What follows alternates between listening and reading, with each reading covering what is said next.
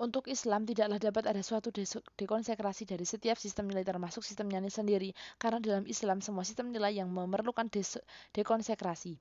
Semua karya budaya manusia termasuk patung-patung berhala telah didekonsekrasikan olehnya sehingga tidak ada kebutuhan lebih lanjut akan evolusi, nilai-nilai atau relativisasi. Nilai-nilai begitu pula halnya dengan kedesakralisasi politik, kekuasaan dan wewenang politik dalam Islam bahkan lebih daripada di dalam Kristen. Desakralisasi politik bukanlah pada mulanya hanya suatu ide yang datang dan disadari secara berangsur-angsur dalam sejarah.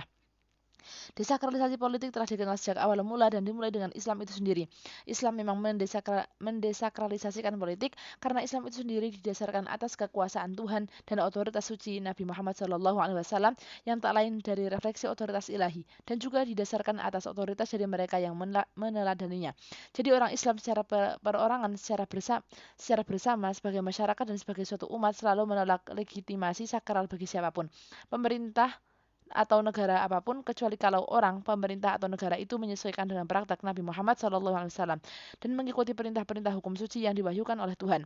Memang orang Islam sesungguhnya tidak berhutang kesetiaan real, bahkan kepada raja, negeri serta negara yang sah, kesetiaan, kepatuhan dan loyalitas. Mereka yang sesungguhnya adalah kepada Tuhan dan kepada nabinya dan tidak menyertakan semua yang lain. Demikian pula halnya mengenai penindak keramatan, alam yang merupakan komponen saling fundamental dalam dimensi-dimensi sekularisasi. Penindak keramatan alam itulah yang menyebabkan sekularisasi memporak-porandakan dunia Kristen Barat masa kini. Karena krisis yang ditimbulkannya demikian luar biasa bahayanya bagi hari depan manusia dan dunianya, dengan melibat bahwa sekularisasi telah menjadi krisis global. Saya kira patut ditunjukkan di sisi hal yang menonjolkan yang menandai asal-usul dan sejarah perkembangan di dunia barat dalam sketsa yang singkat, umum namun cukup teliti. Sebelum lahirnya agama Kristen dalam zaman Yunani kuno, alam tidak dapat dipisahkan dari dewa-dewa.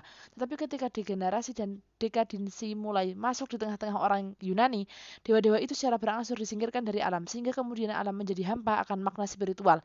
Kosmologi Yunani pada mulanya, seperti yang hidup dalam alam pikiran rakyat-rakyat di zaman kuno lainnya, dirembesi oleh kekuatan-kekuatan spiritual yang mengatur dan memelihara dan menyangga alam semesta. Para filsuf mencari-cari untuk menemukan prinsip dasar apa yang mereka sebut arch, substansi spiritual yang membentuk landasan bagi semua realitas, dengan telah dicampakkan dewa-dewa dari masing-masing tempatnya di dalam alam. Filsafat Yunani diubah dari bentuk tafsiran simbolis tentang alam menjadi lebih berupa penjelasan mengenai alam dalam pengertian naturalistis, polos, dan rasional murni. Filsafat ini menyederhanakan asal-usul realitas alam menjadi sekedar sebab-sebab dan kekuatan-kekuatan alami belaka. Ketika Aristoteles memperkenalkan filsafat Yunani kepada dunia Romawi, di mana kemudian agama Kristen merumuskan dan berhasil menjadikan dirinya sebagai agama kekaisaran Romawi dan dunia Barat umumnya, rasionalis murni beserta naturalisme yang menelanjangi makna spiritual alam yang hanya dapat diketahui dan diperdalam pemahamannya oleh akal budi manusia telah merupakan faktor-faktor dominan dalam tafsiran pandangan dunia Romawi. Tidak diragukan lagi bahwa bentuk-bentuk filsafat lainnya yang mengakui makna spiritual dari alam, intelektualitas kontemplatif atau metafisika masih ada dalam dunia-dunia Yunani dan Romawi. Tetapi Aristotelisme menguasai selebihnya sehingga ketika agama Kristen muncul di atas pentas, naturalisme dan rasionalisme murni telah mendominasi kehidupan dan pikiran rakyat-rakyat Latin. Kristen sendiri berada di bawah pengaruh gambaran alam naturalistis yang hampa akan makna simbolis ini. Pengaruh itu tercermin dalam sikap merendahkan arti kerajaan alam, dengan mengabaikan perenungan yang sungguh-sungguh mengenainya serta lebih mementingkan kerajaan Tuhan yang lepas sama sekali. Itulah mengapa satu-satunya hubungan yang kiranya dapat terjadi antara dua kerajaan di dalam agama Kristen itu secara logis adalah hubungan supernatural. Unsur-unsur kosmologi Yunani yang menekankan peran terbesar akal budi sebagai sarana utama yang memungkinkan manusia menafsirkan makna spiritual dari alam dan masih banyak berpengaruh, dan ini jelas membawa ke suatu konfrontasi dengan teologi Kristen yang telah berada di bawah pengaruh rasionalisme naturalistis. Akibat dari konfrontasi religio-filosofis ini adalah bahwa teologi Kristen mulai meremehkan peranan akal budi dan dengan demikian juga pengetahuan tentang kebenaran spiritual. Pada waktu yang sama, konfrontasi ini mendesak kepercayaan tak bersyarat bukan melalui akal budi dan nalar, melainkan melalui kemauan manusia belaka dengan cinta sebagai landasan iman. Jadi pengetahuan dan keyakinan yang kedua-keduanya adalah dua sisi daripada satu kebenaran, dan yang juga merupakan esensi akal budi telah diturunkan pada kedudukan yang lebih rendah dibandingkan dengan suatu teologi yang rasional murni. Kita telah membedakan akal budi atau intelek dari pikiran rasional atau nalar dengan maksud untuk menjelaskan persoalan itu dalam sejarah intelektual barat. Namun dalam pandangan kita, akal budi atau al-aql juga mencakup proyeksinya pada pikiran manusia yang menciptakan dan mengatur kegiatan mental, yakni rasio atau nalar yang juga kita sebut sebagai akal. Kenyataan bahwa kita menggunakan istilah yang sama bagi kedua konsep itu menunjukkan bahwa kita tidak mengadakan pembagian atau pemisahan antara kegiatan-kegiatan kedua buah sisi prinsip kognitif yang sama pada manusia. Karena itu jelaslah bahwa kalau kita menggunakan istilah rasional di dalam bahasa Inggris untuk menerangkan suatu aspek Islam, maka artinya tidaklah sama seperti kalau istilah itu digunakan dalam pembahasan sejarah intelektual Barat dan pengaruhnya pada teologi dan metafisika Kristen, dan pada perkembangan agama Kristen seperti pada uraian tersebut. Apa yang dipandang rasional dalam Islam tidak hanya bertalian dengan penafsiran logis dan sistematis mengenai fakta pengalaman, atau pengolahan data pengalaman sehingga dapat dipahami dan dicerna oleh nalar, atau proses abstraksi fakta, data, dan hubungan-hubungannya, atau penangkapan dan pemberian hukum-hukum yang dilakukan pikiran terhadap alam. Oleh karena nalar adalah suatu proyeksi akal budi, maka nalar bekerja sesuai dengan akal budi, yaitu suatu substansi spiritual yang berpautan dengan organ spiritual yang dikenal sebagai hati atau al-qalb atau kalbu. Karena itu pemahaman realitas spiritual juga berada di dalam daerah lingkup nalar dan tidak perlu terlepas dari pemahaman rasional.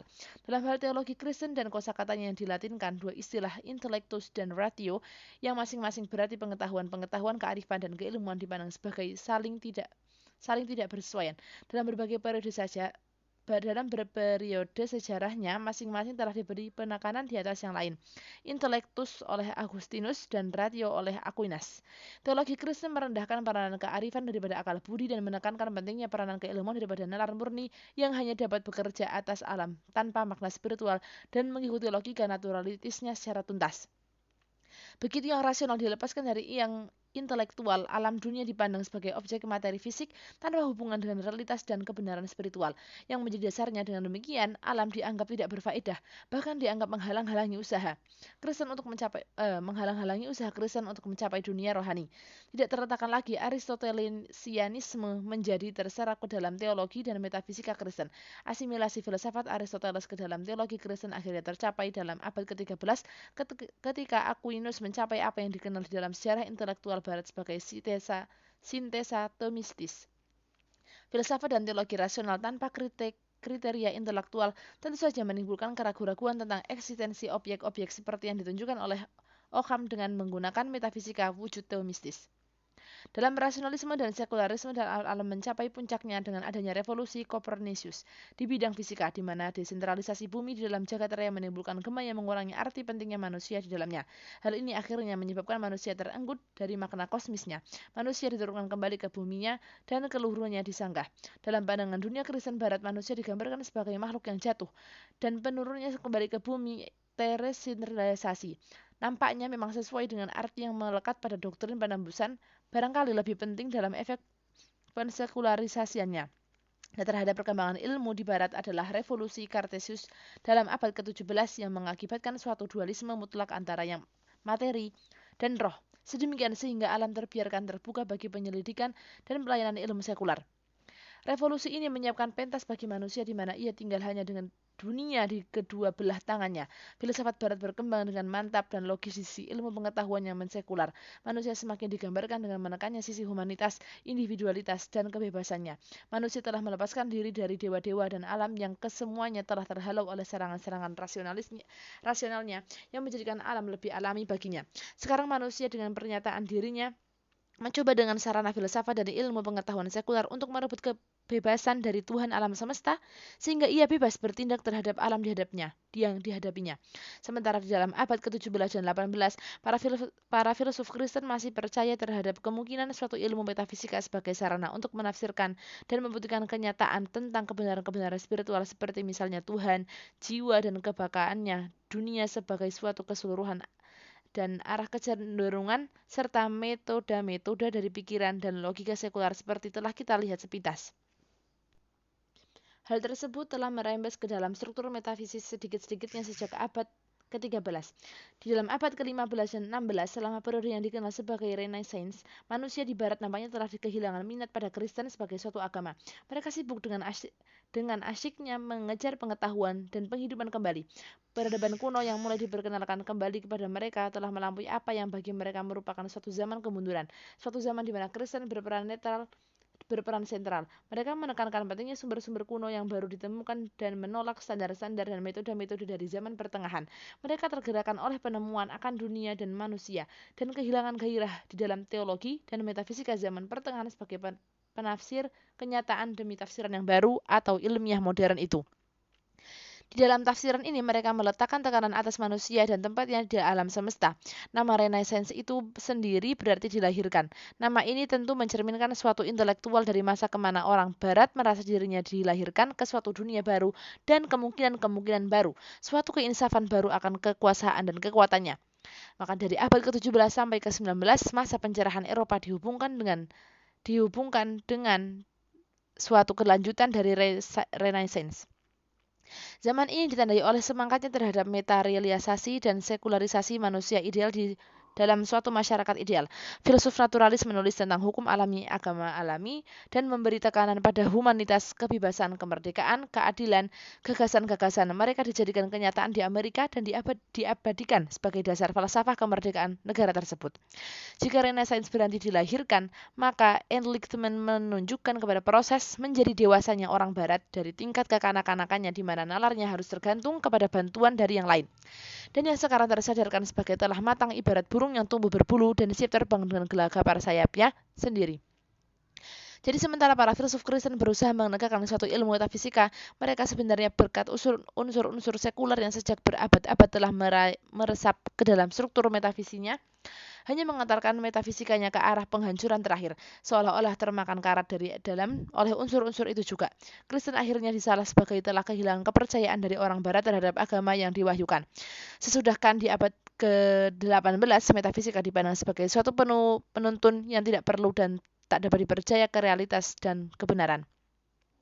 Jadi metafisika hendaknya ditinggalkan oleh orang-orang yang berpikir rasional karena seperti yang telah peragakan oleh filsafat, kenyataan-kenyataan dan kebenaran-kebenaran spiritual tidak dapat diketahui atau dibuktikan dan tak seorang pun dapat memastikan akan eksistensinya.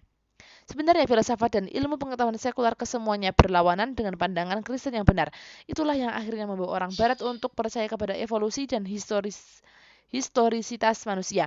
Di dalam zaman kita sekarang, kepercayaan dan sekularisasi yang berjalan dengan bergandengan tangan itu hampir menggantikan Kristen Barat di dalam hati dan pikiran orang Barat. Kalau penindak keramatan alam telah menurunkan derajat alam menjadi sekedar suatu objek kegunaan yang hanya dimiliki makna dan nilai fungsional untuk pengolahan ilmiah dan teknis untuk manusia, maka terestrialisasi manusia ini telah menurunkan derajat manusia dari sifat spiritualitasnya dengan cara mengutamakan kumanitas dan wujud fisiknya, pengetahuan dan kekuasaan serta kebebasan sekulernya. Proses yang terakhir ini menuju ke pendewasaannya dan juga kepercayaannya pada usaha-usaha rasionalnya sendiri mengenai penyelidikan tentang asal-usul serta tujuan akhir manusia dan pada pengetahuannya sendiri yang disusun sebagai kriteria untuk menilai kebenaran atau kepalsuan pernyataan-pernyataannya sendiri. Jelaslah bahwa penindak keramatan alam dalam artian yang diambil dari perkembangan sejarah filsafat dan ilmu pengetahuan sekular dan pengaruhnya atas teologi Kristen Barat seperti yang dilukiskan di atas pastilah bertentangan terhadap pandangan mengenai alam oleh Islam. Quran suci menyatakan dengan istilah-istilah pasti bahwa keseluruhan alam semesta seperti apa adanya adalah sebuah buku yang agung dan terbuka untuk dimengerti dan ditafsirkan. Quran suci juga mengatakan bahwa manusia memiliki kecerdasan, paham, pengertian, kearifan, dan pengetahuan dan pastilah mengetahui arti buku. Itu karena alam itu ibarat buku yang bercerita kepada kita tentang Maha Pencipta. Ia berbicara kepada manusia sebagai wahyu Tuhan. Uraian Quran suci tentang alam dan manusia dalam keterungkapan lahir dan ketersembunyian batin daripada kedua-keduanya sebagai ayat atau kata-kata, kalimat, tanda-tanda, lambang-lambang, dan menerangkan dengan jelas akan hal itu. Alam mempunyai arti kosmis dan harus sebab hubungan simbolisnya dengan Tuhan, yaitu dihormati. Menurut Quran suci, manusia adalah wakil Tuhan atau khalifah dan pewaris kerajaan alam. Ini tidak berarti bahwa manusia boleh cukup angkuh untuk memandang dirinya sebagai sekutu Tuhan dalam penciptaan. Seperti dipikirkan oleh beberapa orang modernis dan bahkan teolog-teolog Kristen Barat tradisional, ia harus memperlakukan alam dengan benar. Haruslah ada keselarasan antara dirinya dan alam, karena ia telah dipercaya untuk mengurus kerajaan alam, kepunyaan Tuhan. Ia harus memeliharanya dan memanfaatkannya menurut ketentuan, tidak merusaknya atau menyebabkannya kekacauan di dalamnya. Jika alam adalah sebuah buku yang agung dan terbuka, maka kita harus mempelajari arti kata-katanya agar supaya dapat mencamkan tujuan-tujuan tujuan-tujuan antara dan tujuan akhirnya, dan melaksanakan perintah-perintah, ajakan-ajakan, dan instruksi-instruksi dengan memanfaatkannya sedemikian sehingga kita akan mengetahui dan mengakui dengan penghargaan yang penuh terima kasih atas kemurahan hati yang berlimpah-limpah serta kearifan yang tiada bandingnya dari sang penulisnya. Tidaklah mengherankan meskipun patut disesalkan bahwa Bonaventura dari Bagno Reggio, orang yang hidup sesama dengan Aquinas, tidak pernah mengembangkan makna simbolis alam yang penting ini ke dalam teologi Kristen. Padahal ia juga memperhatikan bahwa alam itu ibarat sebuah buku terbuka yang dapat dimengerti dan ditafsirkan oleh mereka yang mengetahui arti kata-kata itu.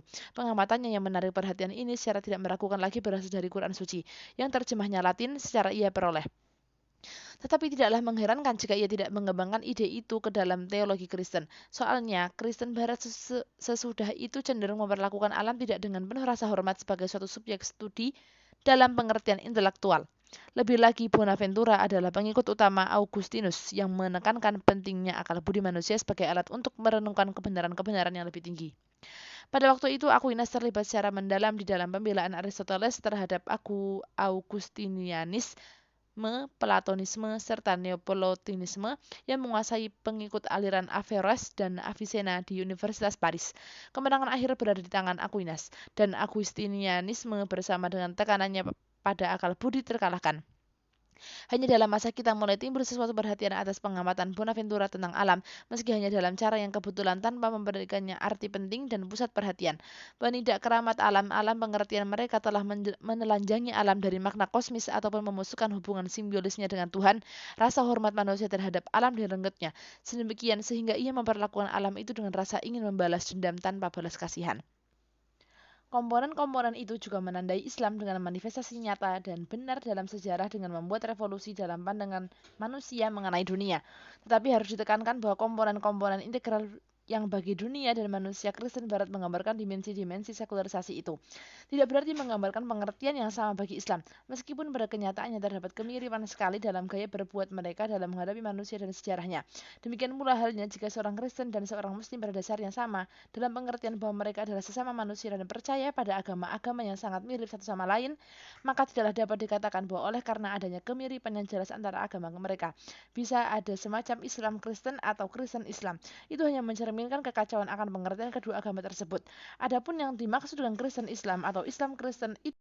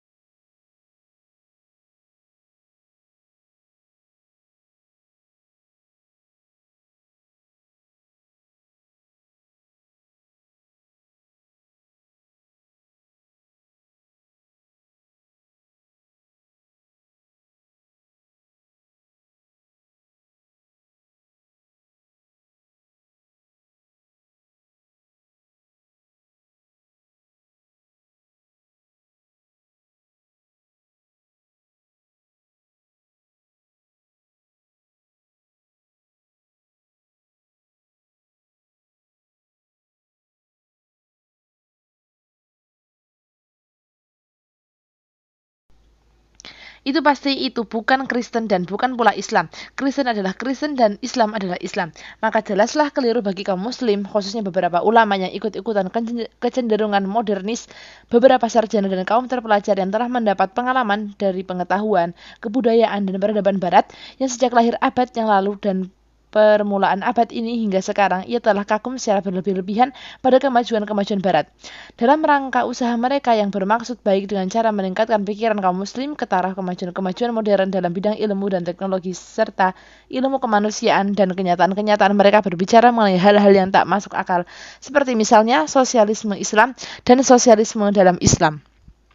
Mereka mengacaukan pengertian Islam dan sosialisme jadi bertanggung jawab atas kebingungan kaum muslimin karena membawa mereka sesat dan menyebabkan sengketa yang tidak perlu di kalangan mereka sendiri.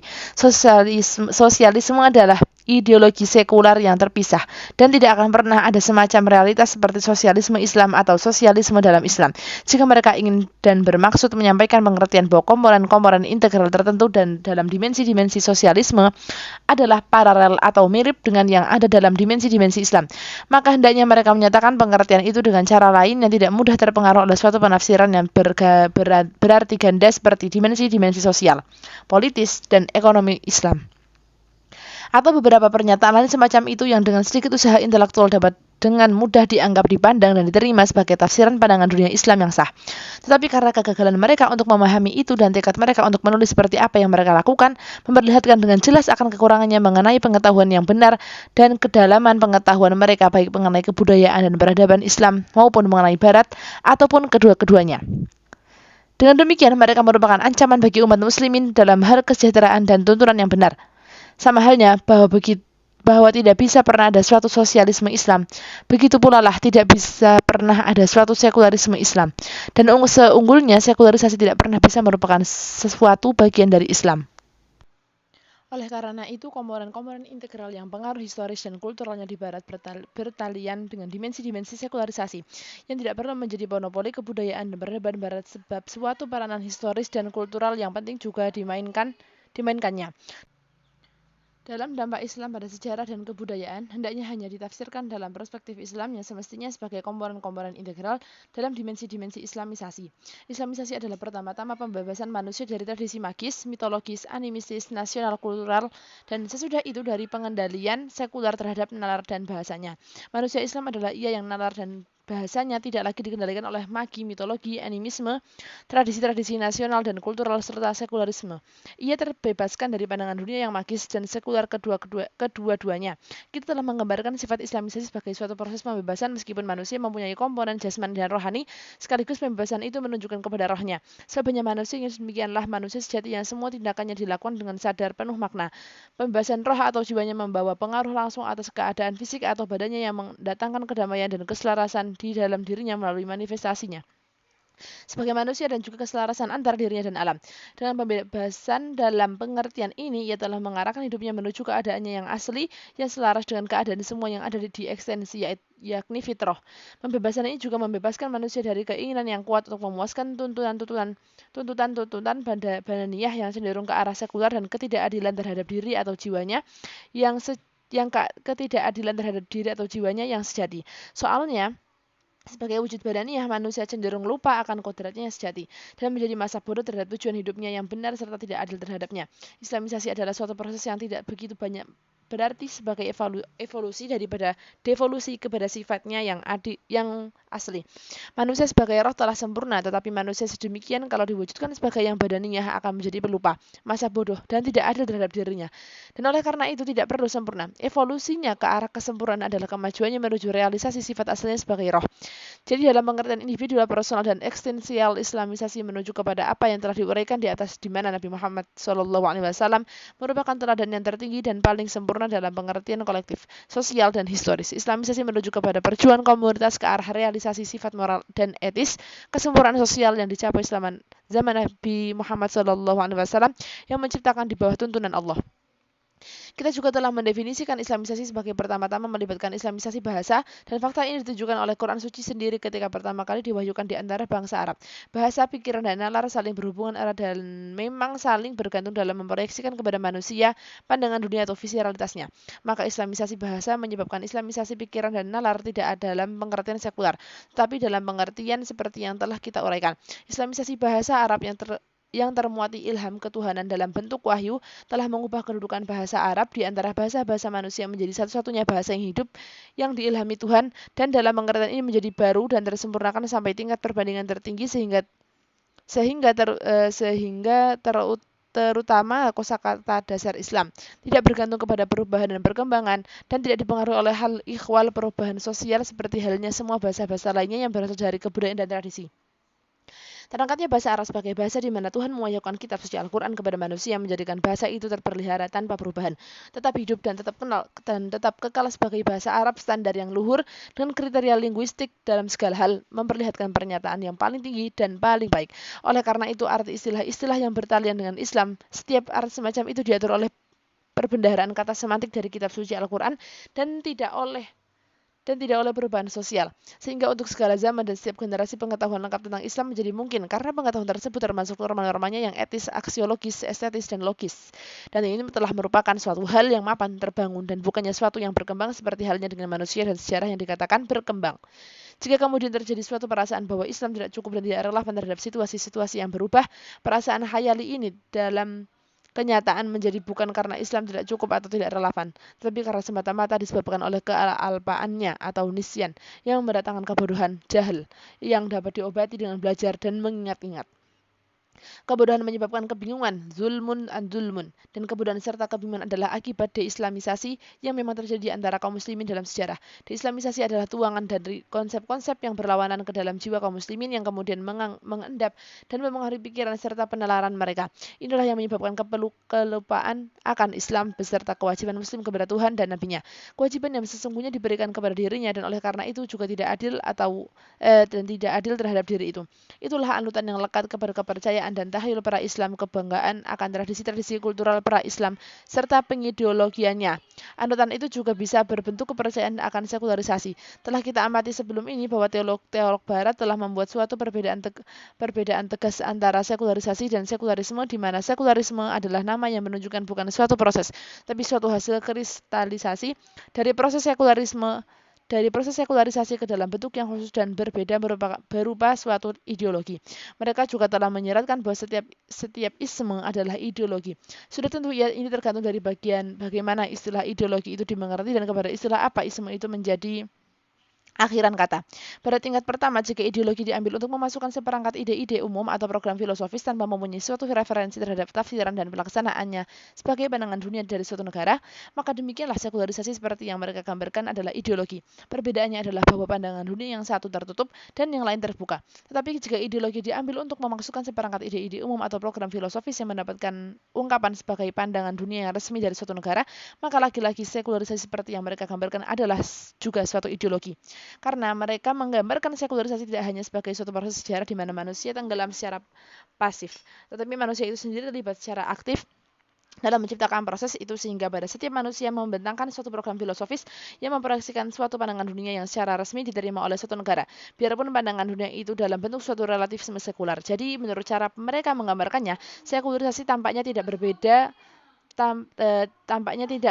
dari sekularisasi Pada tingkat kedua, kita mengatakan bahwa tidak setiap isme adalah ideologis dalam pengertian kedua dari konsep ideologis seperti tersebut di atas. Sebenarnya terhadap konsep ideologi dalam pengertian kedua itulah kita berkepentingan, karena pengertian itulah yang terdapat dalam pikiran mereka. Meskipun tidak dinyatakan dengan tegas, karena sekularisme dan sekularisasi kedua-duanya yang menurut cara penggambaran mereka adalah pandangan-pandangan dunia yang hampir mirip, adalah pandangan dunia yang dapat diterapkan pada negara dan masyarakat. Jadi dalam pengertian ini, yakni pengertian yang mereka maksudkan, kita mengatakan bahwa tidak setiap isme adalah ideologis. Karena itu tergantung atas penunjukan konseptual dari istilah yang berakhiran kata tadi. Kalau isme menjadi akhiran kata dari sekular atau kapital atau sosial atau nihil, itu tidak menunjukkan ideologi dalam artian ini. Barangkali Barangkali begitulah dalam artian pertama tersebut di atas. Sekalipun demikian kita dapat menggambarkan dan berbicara tentang rasionalisme Islam, tetapi bukan sekularisme Islam. Maka sejauh kita berkepentingan implikasi-implikasi yang berpautan dalam pengertian konsep ideologi yang kedua itu, walaupun tanpa diragukan lagi berasal dari pengertian yang pertama, patut mendapat perhatian kita segera, sebab pengertian itulah yang membuat sekularisme atau sekularisasi menampilkan ancaman langsung terhadap kita. Terlepas dari perbedaan akademis yang ada antara pandangan dunia terbuka yang diproyeksikan oleh sekularisasionisme pada satu pihak dan pandangan dunia tertutup yang diproyeksikan oleh sekularisme pada pihak yang lain. Keduanya adalah sama-sama berlawanan terhadap pandangan dunia yang diproyeksikan oleh Islam. Sejauh menyangkut pertentangan terhadap Islam, kita tidak menemukan perbedaan antara keduanya yang cukup berarti bagi kita guna membenarkan pembedaan khusus daripadanya dilihat dari segi pandangan pertimbangan praktis. Sesungguhnya sekalipun apa yang dikatakan oleh para teolog tentang sekularisasi yang mempunyai akar-akarnya dalam kepercayaan Injil dan sekularisme dalam filsafat dan ilmu barat, suatu pernyataan yang telah kita tunjukkan sebagai tidak benar dalam arti bahwa keduanya mempunyai akar-akarnya dalam filsafat, ilmu, dan metafisika barat. Maka menurut logika historisitas dan evolusi, yang satu memang mungkin yang terlebur dengan yang lain. Oleh karenanya dalam buku ini khususnya dengan menunjuk kepada judulnya Islam dan Sekularisme, istilah sekularisme dimaksudkan guna menunjuk tidak hanya ideologi sekular seperti umpamanya komunisme atau sosialisme, tapi juga meliputi semua pernyataan pandangan dunia sekular termasuk yang diproyeksikan oleh sekularisasi yang tidak lain hanya pada relativisme historis sekular yang telah saya sebut sekularisionisme tadi. Telah kita katakan terdahulu bahwa agama Kristen tidak mempunyai hukum yang diwahyukan atau syariah seperti yang kita miliki dalam Islam. Karena Kristen bukanlah suatu agama yang diwahyukan yang sesungguhnya menurut pengertian kita. Juga telah kita katakan bahwa konsep agama yang jelas tidak dimilikinya, kecuali dalam ungkapan-ungkapan kepercayaan yang dinyatakan dengan kabur, dan fakta ini juga berhubungan dengan apa yang disebutkan pada kalimat terdahulu. Dogma Kristen berkembang dan telah berkembang sejak masa-masa dahulu serta selalu ada dalam suatu proses perkembangan. Keinsafan bahwa agama berkembang adalah suatu penemuan baru, bahkan di antara para teolog. Dan inilah juga barangkali mengapa tidak pernah dan tidak akan pernah mudah bagi mereka untuk mendefinisikan kepercayaan dan agama. Sumber-sumber sekuler mereka memang telah mengemukakan apa yang sebenarnya adalah deskripsi mengenai agama, yang akhirnya mereka susutkan menjadi suatu sistem doktrin-doktrin dan upacara-upacara agama yang dalam pengertian mereka telah berkembang dan berevolusi dengan manusia sebagai bagian dari aspek sejarah dan proses. Sejarah dan proses pematangan manusia. Aspek-aspek yang lebih mendalam dari agama ditanggulangi dan ditafsirkan bukan oleh teologi, melainkan oleh suatu ilmu-ilmu baru yang mereka perkembangkan untuk maksud itu yang disebut filsafat religi. Perkataan religi itu sendiri berasal dari kata bahasa Inggris pertengahan itu religion, dan dari bahasa Perancis kuno religion, serta dari bahasa Latin religio, secara samar-samar menunjukkan kepada suatu ikatan antara manusia dan Tuhan-Tuhannya. Dan kata ini tidak banyak memberikan keterangan tentang artinya sebagai suatu aspek kehidupan manusia yang sejati dan fundamental. Lagi pula, ide kesepakatan yang secara kabur terlihat di belakangan ikatan yang ada antara manusia dan Tuhan-Tuhannya, karena struktur khusus dari bahasa itu telah menjadi kabur membingungkan kalau diterapkan untuk menunjuk kepada Tuhan semesta alam dari agama sejati. Tidak dilakukan adanya kesepakatan umum di antara manusia bahwa konsep agama harus berbuat dengan semacam ikatan, tetapi hal ini tidak jelas diterangkan dalam berbagai agama dan tiada buku yang diwahyukan untuk kaum Alkitab menunjukkan pada keterikatan fundamental dan asli, apapun antara manusia dan Tuhan. Hanya di dalam kitab suci Al-Quran saja dijumpai petunjuk yang jelas tentang basis agama yang paling penting ini, seperti yang akan dipaparkan dalam bab berikut.